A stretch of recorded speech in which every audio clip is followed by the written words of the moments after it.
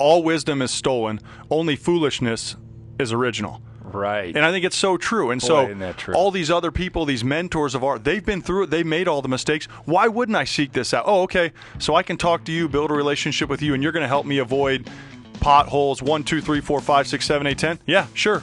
Gladly do that.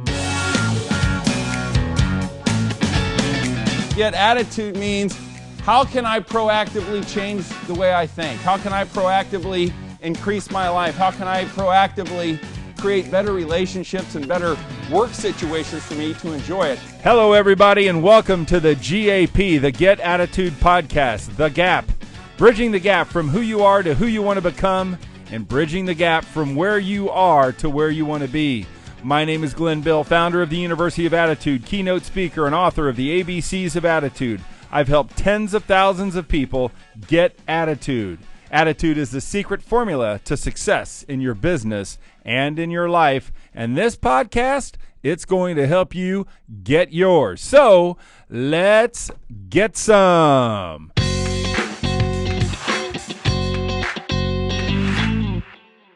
I want to welcome everybody. Please remember to subscribe, rate, and review. We ask that you share this podcast with somebody you know that needs to get attitude. And today, we are with the one and only former offensive tackle for the Indianapolis Colts, Joe Reitz. Can't beat this fall Indiana afternoon.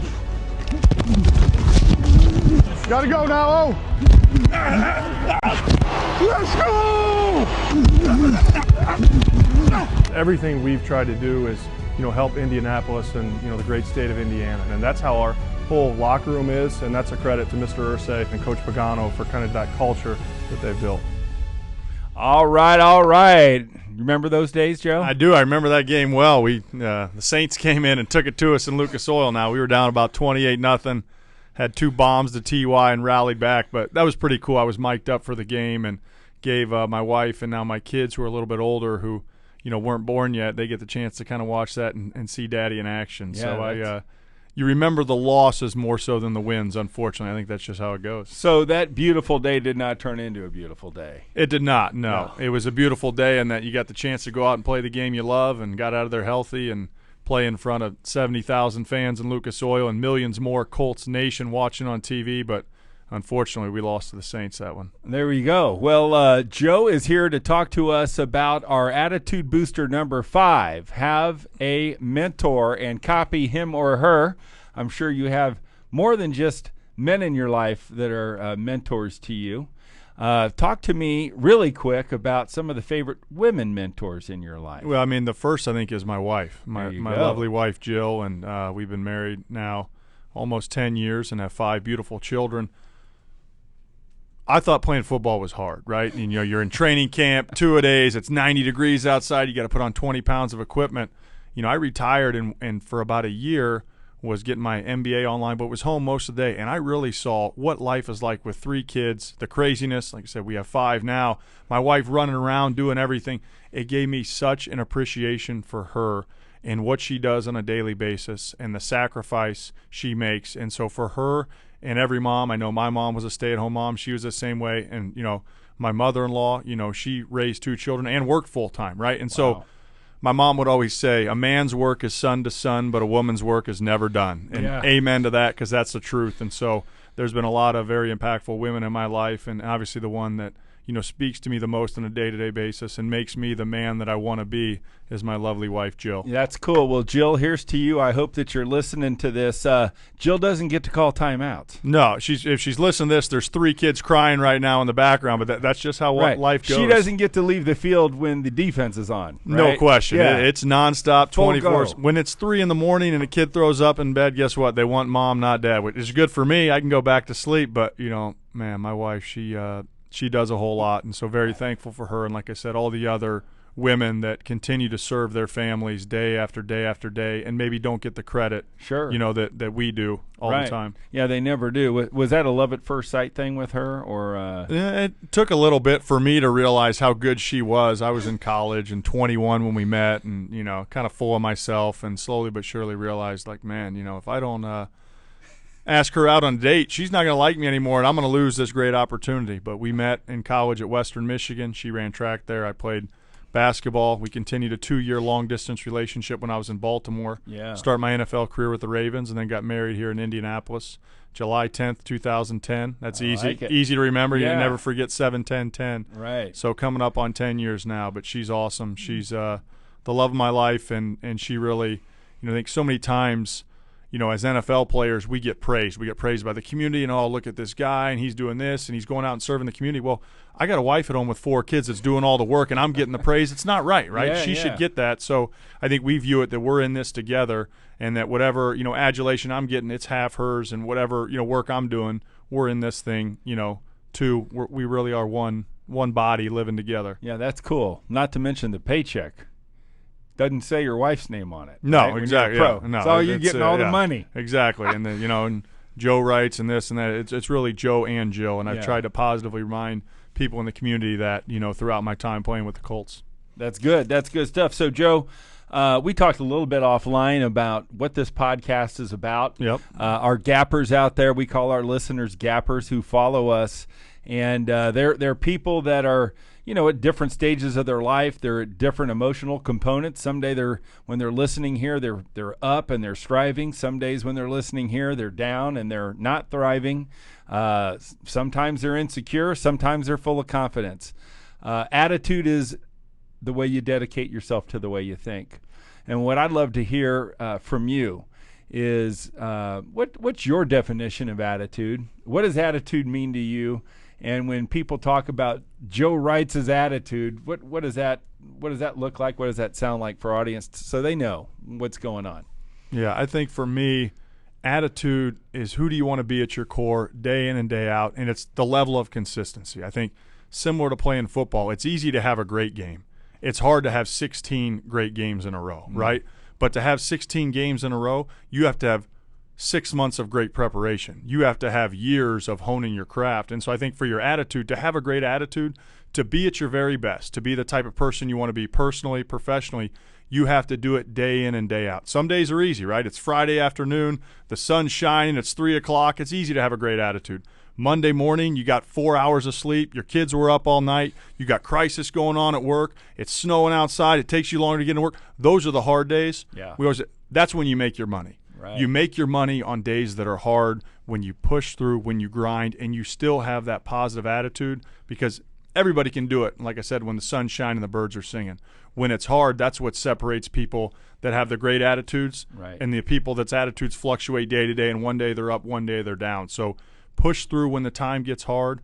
More important, recognize when I'm going through some struggle, when I'm going through some crisis in my life, that's when I got to focus some extra mental energy to make sure that I'm still going to push through and I'm still going to have that good attitude. That's awesome. And boy, I mean, it's a lesson that if you're walking on the beach or sitting in the car, as I always say, that just never stops. And it's in the hard times, and it's in the fourth quarter, which is in the ABCs of attitude. But you got to be your strongest, when you're in the fourth. When the times are tough, that's when the going gets tough.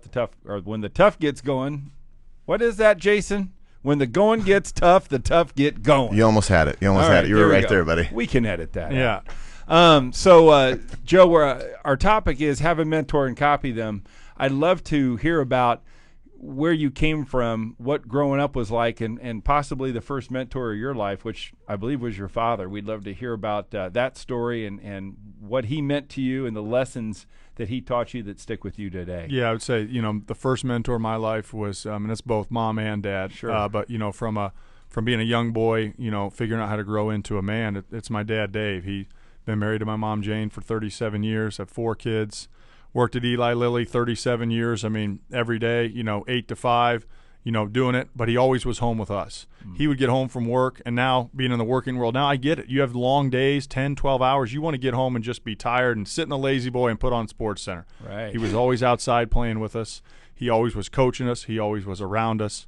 He always was good to my mom. He showed us a lot of times without words the way to be a good husband, a loving father, and for that I'm grateful, because that's helped me in my personal life now, being married with kids. And I think he showed me that, your work is your work, We used to say in football is what I do, it's not who I am. Right. Jeff Saturday was great, a mentor of mine, would always say, football is what I do, it's not who I am. I want to be a man of God first, I want to be a husband second, I want to be a father third, and I want to be a great football player fourth. My dad did that in a different way and always showed us that there's more important things than just work and how much money you're making and your success at work. It's about, the real big picture things in life and how you're living your life to impact people in a positive way. So my dad, Dave, was the first mentor in my life, and I think a lot of the stuff I'm doing now, it wasn't necessarily something that he said, or some big speech he gave us, or some, Cliff Notes version of, hey, here's how to be a good parent. He just lived it out day after day, kind of like we're talking about with your attitude. You stack days of great attitude, 1 becomes 10, 10 becomes 100, 100 becomes 1,000. Eventually, that's you. Sure. You're having a great attitude every day because you put in the work those days before. Now, a lot of us, we always love to ask the questions, whose love did you crave more, your mother's or your father's? I'm not going to ask you that. But what I am going to ask you, because I had a great father who was a coach too, sometimes it's not all rosy. And sometimes your father had to teach you some lessons. No question. And sometimes that wasn't necessarily verbal. Yeah, that's very true. There's some hard lessons and times when I deserved it. Yeah. And I think it's one of those things that when things get hard and somebody yells at you and somebody disciplines you, it's not because they're trying to be mean and because they don't like you. It's because they love you. It's because they're trying to form you into the best person you can do, and it's that tough love, but it all comes out of love. And I know that's how it was for Dad. But, there's, like everybody, I had my own struggles and in life and adversity, but we really grow in times of adversity. You grow when times are tough. If you never stress yourself, if you never change, you can't get any better. Right. You've already hit number 1, be nice. Number 8, love adversity. Well done. This happens with all of our attitude podcasts. Yeah. What I'm looking for is give us, maybe if you can, and we can edit it out if you say, I don't want to do this, but when you were a kid, when your dad did discipline you, what was going on? What did you do? Did you, start crying in the middle of thing? Did you yell at a coach? I mean, I know we all think we're perfect. What I'm looking for, Joe, is there a memory where you did something you went, I shouldn't have done that? I was not the best big brother. I have 2 younger sisters. Love them dearly, Betsy and Katie. But I was always stirring the pot. I was always teasing them. I was always bothering them. Okay. And just because it was fun, right? You get bored at home and you want to mess with your sister. You. Yeah, fun for not you. For them. And I've apologized since year after year to them. But I'll never forget. We were at a They won't let you forget, I'm sure. We were at a family vacation at Yellowstone National Park. We took 2 weeks. We drove out west. It was awesome. Stopped by the Rocky Mountains and visit Mount Rushmore. But we're in Yellowstone. We're at some park, and I'm in 8th grade. My sister Betsy's in 6th, and I'm messing with her. I'm doing that thing where you fake punch somebody. Oh, yeah. So you fake punch her, and you hit your chest, and it makes the noise. Well, sure enough, I'm doing it with her, and she's off, looking around. She turns around, and her lip turned right into my fist, or vice versa. Oh, bad timing. And I popped her. Her lip bleeds. Well, this is right when we were getting ready to do another 4-hour stretch in the car. Boy. My dad had some choice words with me, and he said, I'll just sum it up in layman's terms, you better not make a peep for the next 4 hours. And I sat there like a church mouse for 4 hours in the van, and it was high stress, a lot of tense moments then, but now it's a great family memory, and we laugh about it. And I still to this day think that my sister Betsy knew what she was doing. She leaned into my fist a little bit on the fake so that I'd have 4 hours of misery in the car. Now, do you ever just do that to her now? Oh, yeah. It's a good family joke now that we mess with. So. I love it. So, the bottom line is we never get to choose our teammates. We don't really get to choose our family. Mm-hmm. And sometimes those people who test your attitude, right? There are antagonizers in your life. I was one. You were one, yeah. And my guess is those 2 sisters were mentors to you in a little bit of a way too. I would guess. What do you think the best lesson your sisters taught you was? I think the best is that eventually they got smart enough where they knew that if they ignored me, I'd go away. I would try to bother them. That's good advice. They slowly but surely realized that, if they just ignore me, I'm going to tire out of my antics after 5-10 minutes. So I think that's a good one in terms of avoid the negativity, right? The stuff that's bad, the stuff that's feeding you, that's going to impact you in a negative way, just block it out. Block out the trash and focus on what you want to do, who you want to become, and the type of person that eventually you're trying to build towards. Yeah, and I mean, that works in life, that works in business. Oftentimes, your biggest antagonizer is very lonely, has a poor self-esteem, and the only way they can get attention is to antagonize you or everybody around you. Misery loves company. Misery loves company, bro. So that's a great lesson for our gappers. So if you have somebody in your life that just is antagonizing you, that pisses you off, disassociate, right? Three solutions to the power of influence. We always talk about the power of influence. There's subtle influence and there's major influences. Mm-hmm. And it's the subtle influence, it's the antagonizers. And the great Jim Rohn always said, ask yourself 3 questions. Number 1, who am I hanging around? Number 2, what do they have me being? What do they have me doing? What do they have me reading? What do they have me listening to? Who do they have me becoming? And number 3, is that okay? And we're not here to judge or say, but sometimes you got to question who you're hanging around. Yeah, I had a teammate, Matt Hasselbeck, played in the NFL 20 years. He's on ESPN now. He would always say, and I love this quote, you are the average of the 5 people you spend the most time with. Yeah. And I think that's so true. If you're around 5 great people, high achievers, you're naturally going to be lifted to that level. Sure. If you're around 5 people that just aren't doing much to positively impact society, they're going to naturally lower you to that level. That's great. And then the answer to that is once you answer that question, is it okay, then your 3 solutions are either to decrease the association, you can limit the association, maybe not hang around them so much, or eliminate it, when it's all set. But increasing, and I said decreasing, but increasing the association with those 5 people, that's something to do. And I hope that's something that our gappers think about, who am I hanging around and who do I need to increase association with? Who do I need to limit it with? And there's probably people we need to disassociate from. So great lesson from your sisters. That was a good one. No question. We got into a riff on the sisters. That's always good.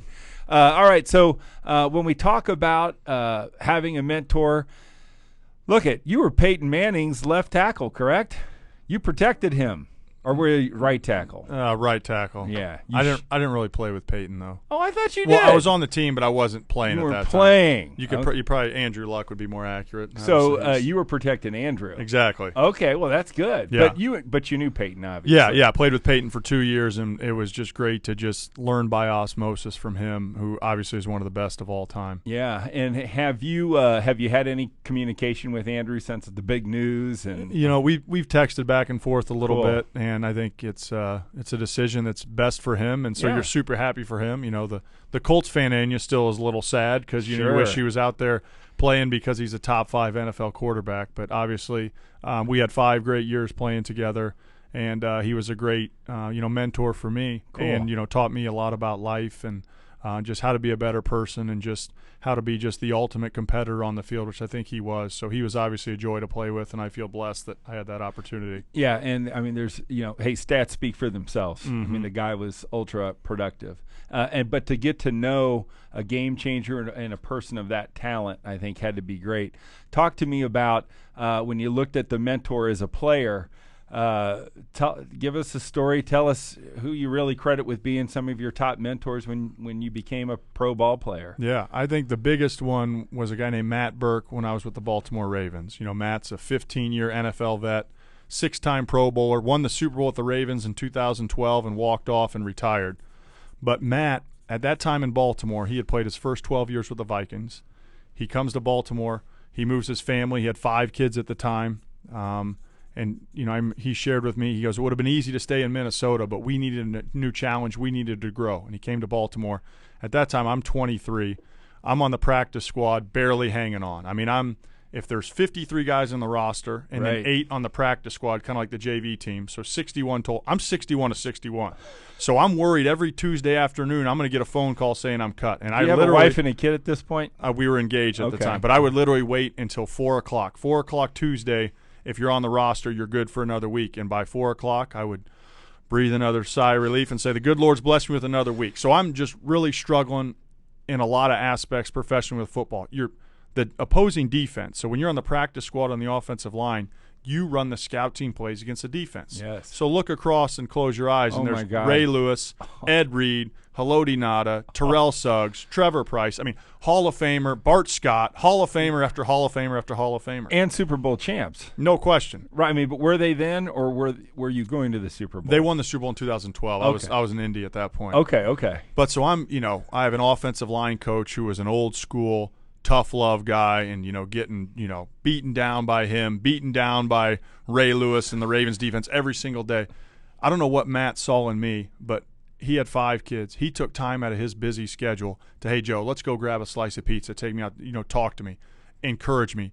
Not necessarily give me any sort of just great advice, but just be there, be a resource, be a sounding board. And I can't tell you how valuable he was at that moment in my career as somebody who was really struggling with football and needed somebody. Sure. It was him and it was my wife, Jill. Right. I'd call my wife, Jill, every night, and we'd have long talks, and she'd build me back up and encourage me, and we'd pray together. And that's really when our relationship got strong and got strong with God. And I knew 100% that she was the wife that was for me. But those 2 people really helped me through some of those tough times in Baltimore, and so indebted to Matt and grateful for him, the type of man he was. I think he showed me more than anybody else that you can be a really good person, you can be a good husband, you can be a good father, and you can be a great football player. They're not mutually exclusive. You don't have to dedicate your entire life 24/7 to football. You can be a great, well-rounded person and still go kick butt on the field. Yeah. And so he was that for me in my career, and so I always felt like, and every year I try to seek out when I became a veteran. Right. 'Cause, the NFL, you go from a young guy to an old guy really quick. Right.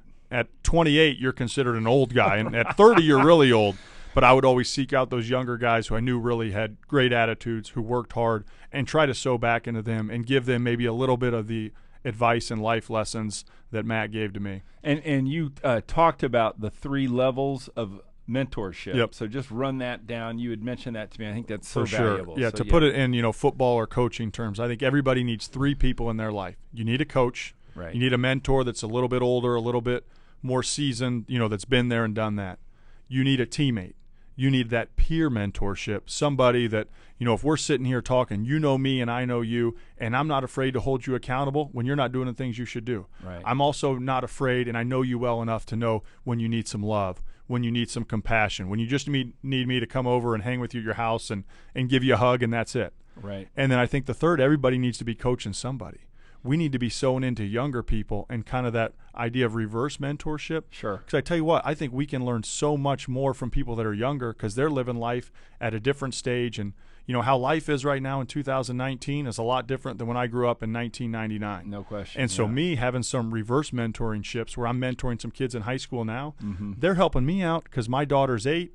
And I know she's going to go down this road of high school and social media and Snapchat and all that stuff I have no idea about. And so I'm learning from them. They might think they're learning from me. Right. I'm really learning from them, Glenn. It's scary when you think about, how old's your oldest? 8? 8. Oh, my gosh. You got 5 under 8. Mm-hmm. And you're sane. Look how good he looks, Jason. It's amazing.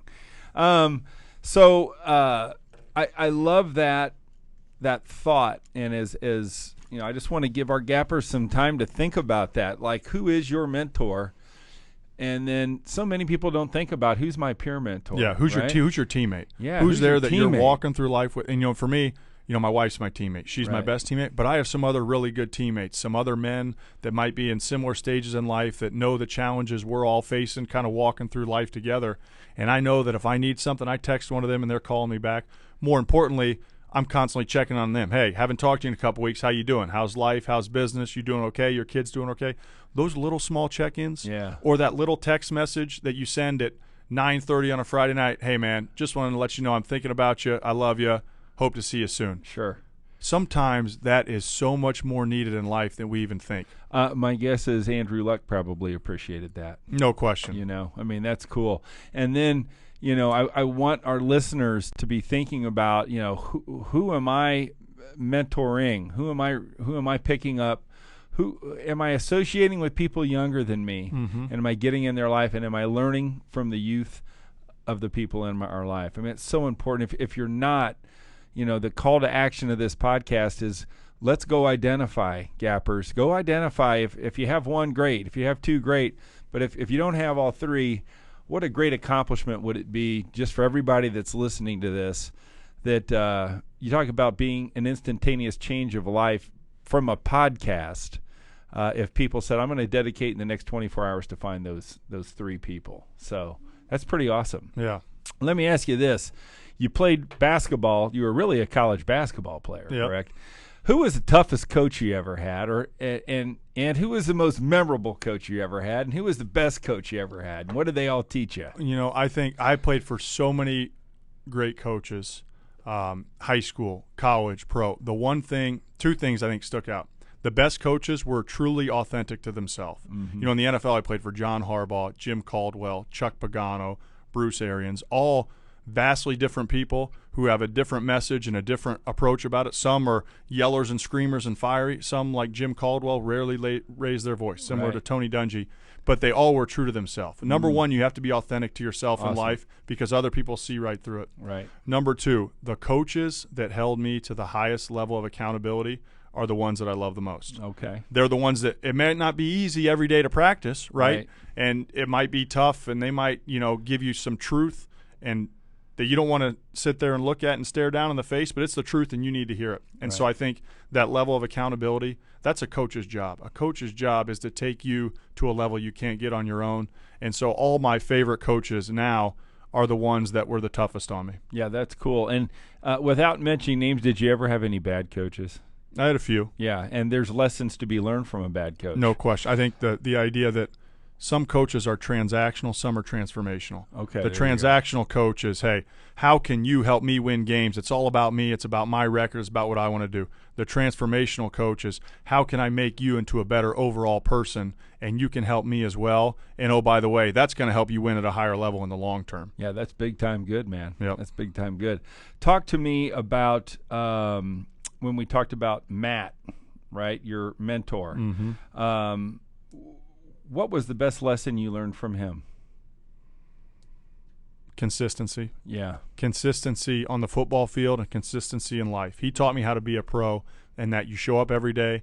You show up and you get to the weight room early. You work out before the team meeting, even if you don't have to until later. Right. You get yourself on a good schedule, and you're that way consistently with your craft, but also in your life. And I know he was that way as a husband and a father, and now with 5 kids of my own, I know I have to have that consistency. Sure. I can't go and stay up till 1 a.m. watching TV and watching Monday Night Football, even though if I want to, because my kids are going to get up at 6 a.m. and they're counting on me to make breakfast, to take them to school, to do all those other things. So I just think the consistency with the way he lived his life is, like I said, it's easy to do when it's Friday afternoon and sunshine and rainbows. It's hard to do when it's Monday morning and it's raining and you're tired and you're beat up and you're sore. But he did it at a high level day in and day out for 15 years in the NFL, which – 15 years, I played 9 years in the NFL, and I was done. I could not go anymore. He had 6 more years. It's just amazing. To think what he did.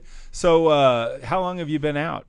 So I've been retired about 2.5 years now. And any challenges to your attitude? That's a big change. Sundays are different. Life changes. Yeah. And you're in the financial planning business now. Yep. And you're helping families grow their net worth. Mm-hmm. What is it about the financial planning business that you like so much, and why did you gravitate to that? I just think it's the value you get in helping people. It's the intrinsic value you get in meeting somebody and sitting down and helping them makes hopefully some positive changes in their life that are going to reflect for them 10 years, 20 years, 30 years down the road. And I just think life is about people, right? At the end of the day, it's about people. We're relationship driven creatures, and we need to be around other people and going out and just helping people in a positive way, whatever you can do. It's whether it's your work, whether it's going to the grocery store and smiling at somebody when you're checking out, sure. Whether it's somebody cuts you off on the road and instead of honking the horn like it's our reaction and yelling some sort of bad word, that we shouldn't say, it's maybe I'll just pause. You know what? Yeah. I don't know what's going on in their life. Maybe they just had something crazy happen with their family and they didn't mean to cut me off. So why don't I just pause and pump the brakes? It's the whole I'm kind of getting on a tangent here, but the whole adage that don't judge a man until you walk a mile in his shoes. Sure. And I think that's what I've tried to remind people positively about Andrew Luck. And there's been a lot of criticism, from different people about Andrew and this decision. And who are you to say and judge him having not known him and walked a mile in his shoes? They have no idea. Exactly. They have absolutely no idea. What? So when you did make the transition And people come to this podcast because they're at a transition in their life, right? And I'm sure it can be scary. Yep. I'm sure there's a lot of self-doubt. Tell me, I'd like to just know your story. Like, did it feel different when you had to get out of the NFL? What were the challenges you had? And maybe, because you've obviously done very well for yourself, what are some of the biggest issues that players you've seen around the league? You've been around, and there's some people that transition from the NFL great. There's some people that transition from the NFL not so great. Yep. So what are the lessons there and the successes and the failures of those people, including yourself? Yeah, no question. It was tough to transition out, as I think it is for everybody, but I will say that I had a relatively smooth transition overall, I think for a couple reasons. One, I shared with you that quote that a mentor of mine, Jeff Saturday, said, "Football is what I do, it's not who I am." Right. So when I retired, my identity wasn't in football. Football was a part of it, but my identity was in my relationship with God, with being a husband to Jill, with being a father to my 5 kids. So when I got out, I knew that at the end of the day, I'm serving them first. And football is work, and whatever I do professionally after that, that will be work, but that priority is not going to supersede those other ones. So I think that's the first one, is knowing what's your identity, what's your purpose in life, who do you really want to be about? And I think the second one is knowing who or what is your rock. When times get tough, when there's challenge, when there's struggle, when there's adversity, who is your rock? And for me, it's 2 people. It's, my relationship with Christ, and it's my wife, Jill. And those have always been my rock, going back, like I said, to when it was really forged in those tough times in Baltimore. And so I know when something's happening, when I'm struggling, I need to take time, and I either need to reflect and pray, or I need to have a conversation with my wife. Right. And those people will bring me back to the level that I want to be at. But I think what a lot of people, if you haven't identified what or who your rock is before the storms come, then you're just scrambling. Then you're just swimming like crazy to try to get to shore, versus saying, you know what, I know that it's life, right? Life, there's going to be challenges, there's going to be adversity, there's going to be suffering. But I know, 1, what my identity is, who I want to be, and 2, who's my rock that I'm going to go to when things get tough. How do you coach? What do you do? There's people that are going, "Great, Joe, I have no identity. Yep. I have no rock."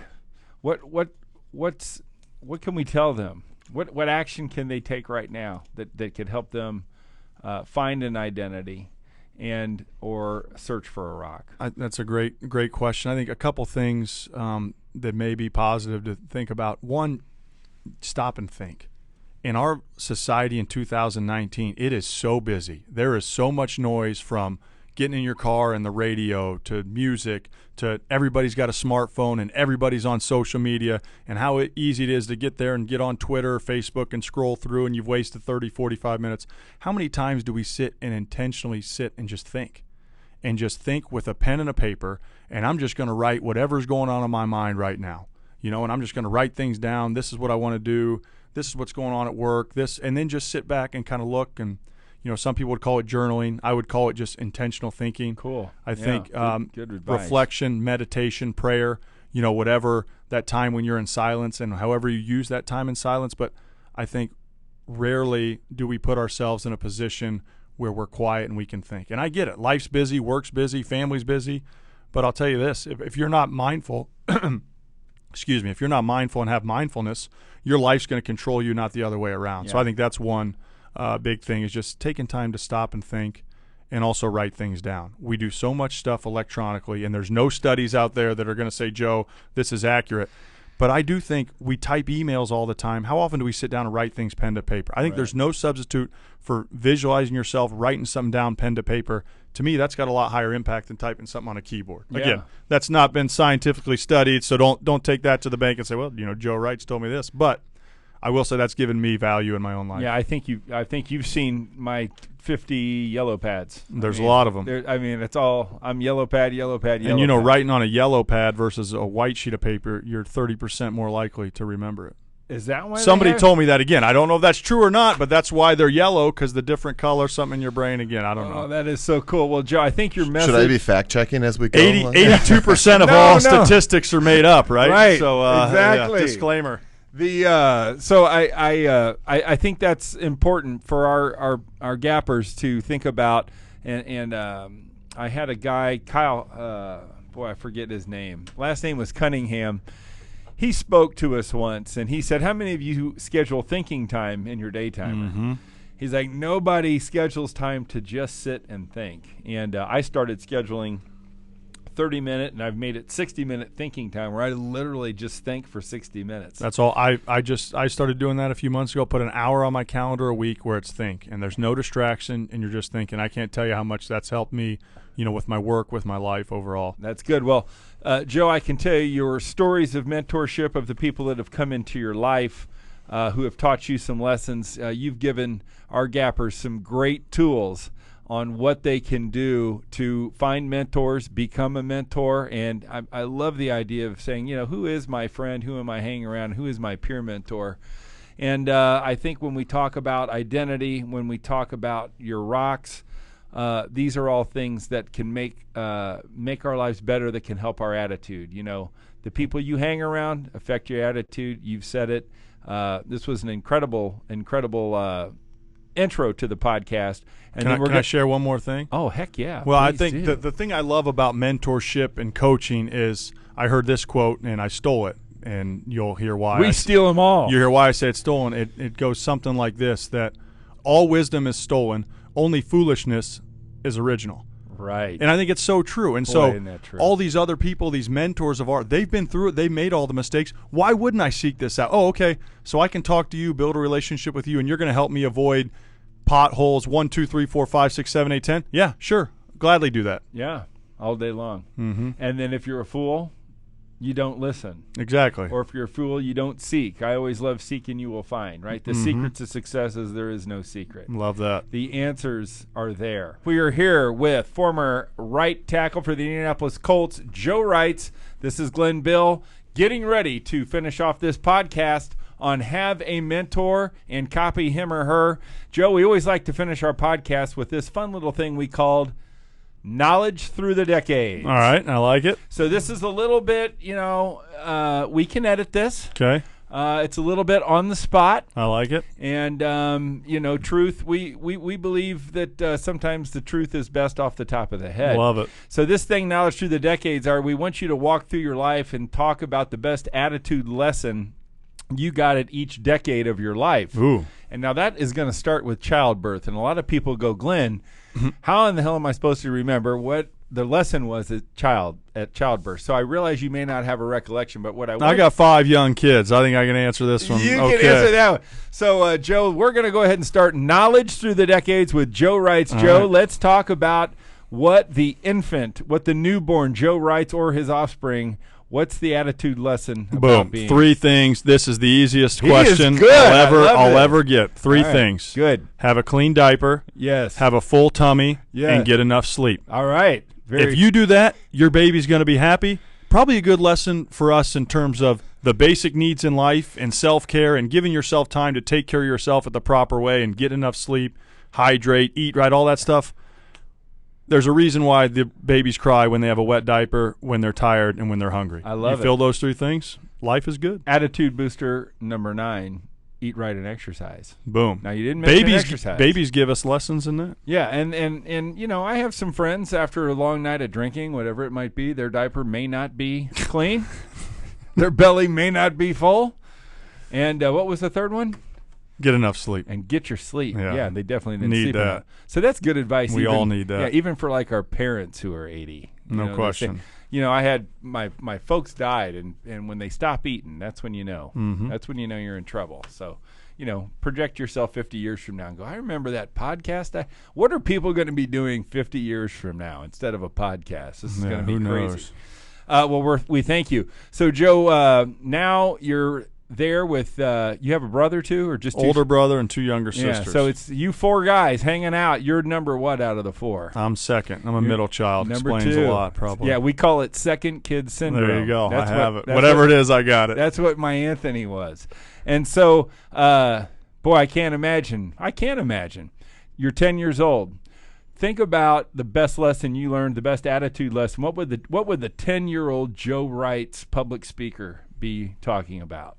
Don't tease your sisters. I love it. I think that's very good. I think because, I'd spent a lot of time teasing my sisters, being mean to them. Now I wish that I hadn't done it. I could have been a lot more productive and doing good things with that time and studying for a test, practicing sports. But it was fun for me to tease my sisters. Why? I don't know. I got, some sort of enjoyment out of it, and I was bored. But I would say, don't tease your sisters. That's good. Well, that's attitude booster number 1, be nice. There you go. Right? So there we are on that. So if you like what Joe has had to say today, you should know that Joe is one of our speakers on the University of Attitude Bureau of Speakers. Just go to universityofattitude.com. There's a bio of him. There's his one sheet. And if you feel like his message is something that your company or corporation or association or group could use, all you got to do is head to the universityofattitude.com and contact us, and we can bring Joe in as your keynote speaker. We've seen him speak. There's video of him, and I know he would be good. So 10-year-old Joe, nice job. Mm-hmm. Now, you're at Western Michigan, all on your own, not around your family anymore. No question. What does 20-year-old Joe Reitz have to say? What was the attitude lesson from Western Michigan? I would say probably 2 things. Can I give 2? You can. The first one being, when I was 20, I realized how much my parents loved me, how good they were, how much they cared about me, and all the silly things and the discipline that they gave me and times that they were tough on me. I realized why they did it, and I realized how awesome it was and important that I had 2 loving parents who loved me and were sewing into me. Cool.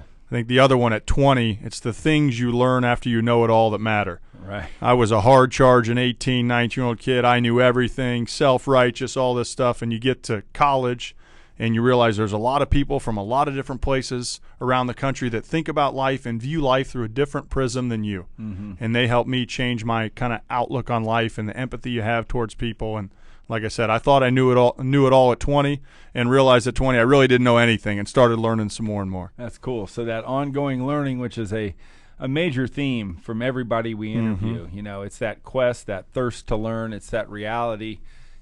Do I have what I call purposeful learning going on in my life? And you know what? If you're listening to The Gap right now, you're one of those learners. You're out there, you're saying there is more information for me to get.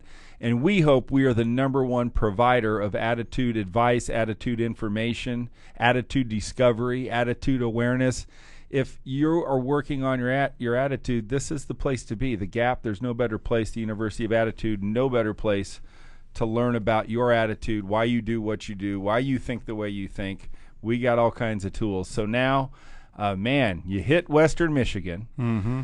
Did you get drafted in the NFL, or were you undrafted? Undrafted free agent. Yeah, I mean, gosh, that's just amazing. Did you expect to get drafted? Nah, not coming from college basketball, I never thought there was a low percentage chance, Right. But I was an undrafted So free you agent. literally played no college football. Not a down. Unbelievable. And then somebody saw you and said, "Hey, we should make A this." Raven scout saw me play, long story short, saw that I was big, moved my feet well, had a big backside, and could probably put on 50 or 60 pounds and become a lineman. And took me a few years to do it and a lot of struggles along the way. But fast forward, I started my first game in Houston, September 11th, 2011. I'll never forget it. Wow. 10-year anniversary. They had this, beautiful 10-minute tribute, on the screen. Tears are streaming down my face. And, it's kind of one of those things where life, the last three and a half years of struggle and adversity flooded back through my mind. And I was just so grateful that I finally had the chance to play and start in an NFL game, and was fortunate to last 6 more years after that. That's an amazing story. So 1 year after 9/11. Or no, 10 years after. 10 years So after it was September 11th, 2011, the I'm 10-year sorry, anniversary. Right. Oh, my gosh. So the NFL had a live tribute in every stadium that streamed, and they had, they were cameras, flashing from different stadiums, and it was pretty amazing. Just like many of our other attitude interviewees, he hits number 8, love adversity, right? Boy, what a lesson. You never know what God's going to do with you, do No you? question. You had to be going, how am I standing in an NFL stadium when I never played? Yeah, and I'm a big believer that the good Lord's got a plan for all of us, and a lot of times it's better than our own plan. And I can remember day after day when I was in Baltimore praying, God, give me a shot. I'm putting all this work. I want a chance to play, to show that I can do it. Well, instead of giving me that shot in Baltimore, my road went through Miami and came back to Indianapolis, my hometown, where I could play in front of friends and family, and was so blessed to play in Indianapolis for 7 years. And then he brings you to the Get Attitude podcast. I mean, God love Amen. Amen. Okay, so now we're 30. Okay. You're finishing your career. You are an old 30. I am. You're an old 30 years old. And so what's your lesson? Were you retired at 30 or did you play at 30? I was still playing at 30. Okay, but then you retired what, 32? 31. 31, 32. So are we going to go to 40 or no? Well, no, because you're not 40. Okay, but if you come back in 7 years, I can do that. All right, let's make a date. I'll be back. All right. I love it. Go ahead. What? Okay. What do you? At 30, I would say, what's your treasure? In terms of, I think, look at your time, where you spend your time. That'll lead you what your treasure is. And you might be saying my treasure is one thing, but if your time's spent doing something else or focused on something else, it's really not. Right. And at 30, everybody's busy at 30. A lot of people are married or have young children, and there's never enough time in the day, is there? Right. No. But everybody's got the same 168 hours every week. Right. You have 168 hours, and how I choose to focus my time. If it's all on work, then I'm not serving my family. If it's all on my family, I'm not serving work, and really being intentional about our time, because I think time's the most valuable commodity we have. And so if you follow your time and track what have I been doing for the last month, that's going to tell you what your treasure is. Yeah. And so really understand, what do I want my treasure to be? What are my non-negotiables? What are the highest things of priority in my life? And then you rework your schedule to fit into those. That's great. That's great advice. I've had similar advice when you look at all the areas of your life, physical, spiritual, whatever. Yep. And people, what's the biggest time management lesson is there? And people go, Glenn, how do you do so much? What do you do? And we know this for a fact, that there's fundamentals in life, and there's usually 5 or 6 key things that make all the difference in the world in every area of your life. And the question and the focus that you were talking about is, are you doing those 5 fundamentals? Right. Like, are you doing 20 things in your personal life? You really only need to be doing 5, and spiritual, and exercise, and family, and business. It's just the fundamentals. The best time management lesson I ever got. How about you? I think you've said it, but is there anything about time management that you try to live by, or that you didn't just say? Because everybody's like, you're so right. Where do you find the time? Right? How I can share one. Yeah. I think the biggest change for me transition out of the NFL is, let's say I sleep about an average of 7 hours a night. I think it's probably a national average close to that. Well, for a while I was going to bed at midnight and waking up at 7 a.m., which is fine. That's 7 hours of sleep. That's good. But what was I doing from 10 p.m. to midnight? I was sitting on the couch, drinking a Pepsi, eating a bag of chips, watching football on TV. Right. Not productive time for the type of things I want to do and be about in life. Right. So now I go to bed at 10 p.m. Right. I'm up at 5 a.m. 5 a.m. I'm incredibly productive. I work out. I get things done. I send emails. I write things down. I plan my day. 5 to 7, the kids are still asleep. That's time that I have. So I'm still sleeping the same. I'm awake for 17 hours. I'm asleep for 7 on average every single day. Yeah. But I'm so much more productive because my 2 bonus hours, 5 to 7 a.m.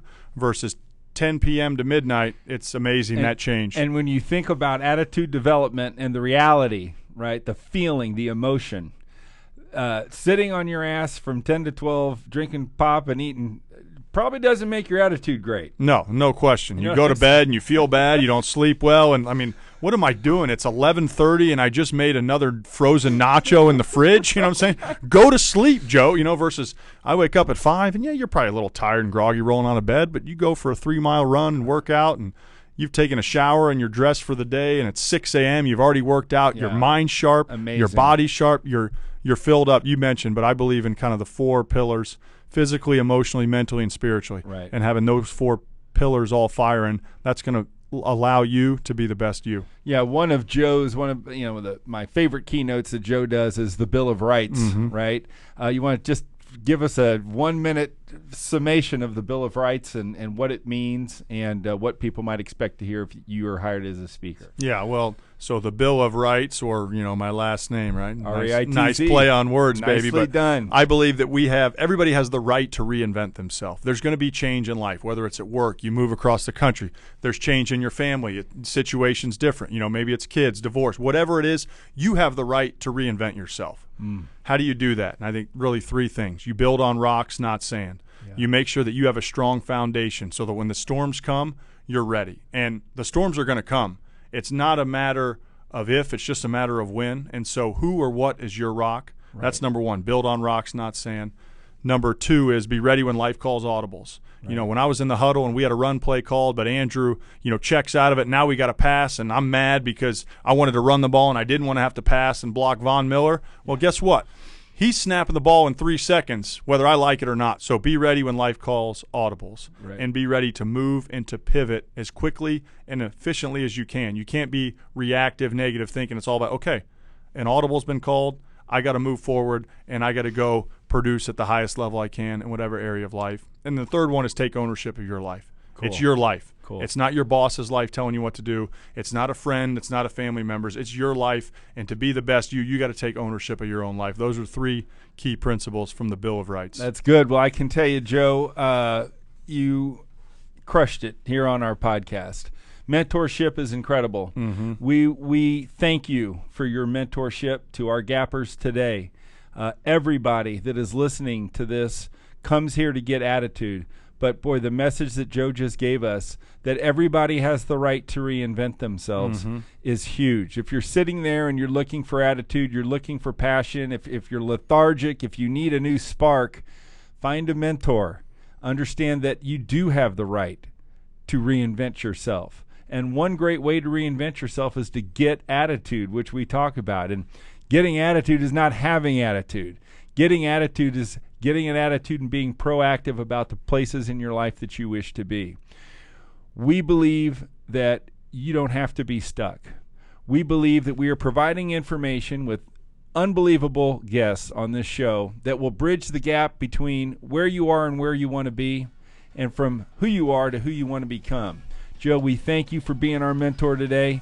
We thank you for the message of being able and having the right to change your life. And it all starts with you.